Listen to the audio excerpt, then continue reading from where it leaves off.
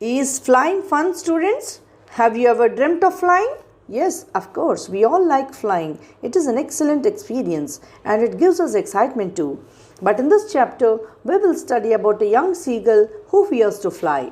Since the earliest times, humans have dreamt of conquering the skies. So students, today we are going to study about the third lesson from your first flight textbook under the name Two Stories About Flying, which is in two parts. In the first part, we will study about his first flight, and in the second part, it is about Black Aeroplane.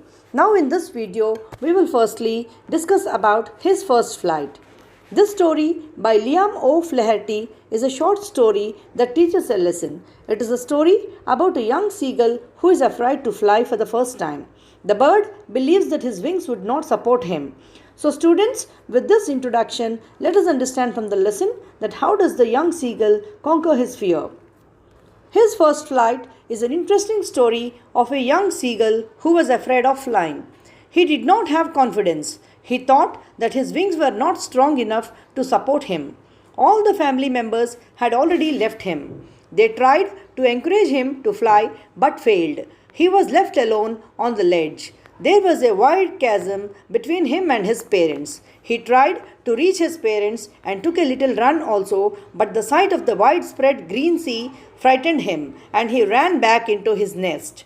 His brothers and sister had already learned the art of flight. But the young seagull could not master the courage to take that plunge which appeared to him so difficult. His parents came around calling to him, shrilly upbraiding him, threatening to let him starve, but the young seagull did not move. He was alone for 24 hours and ate nothing. He was hungry. He wanted to reach his parents who were sitting opposite to him, but without flying. There was a wide gap between the two rocks. There was no possibility of reaching there without flying. He saw his brothers and sister who were flying and catching the fish. They taunted him for his cowardness. He wanted to follow them, but the fear stopped him. He was extremely hungry.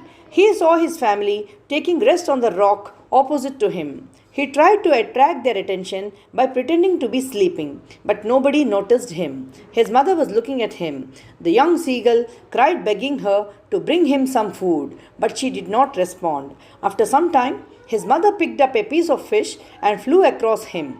He was excited on seeing his mother picking up a piece of fish and flying across him. He was excited on seeing his mother coming towards him. He uttered a joyful cry.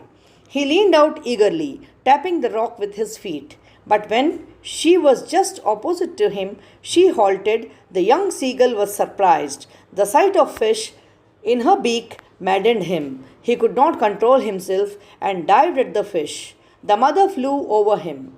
He fell downwards with a loud scream, but his wings opened up automatically. He cried, and to save himself, he flapped his wings. Now he felt as if he was soaring in the sky.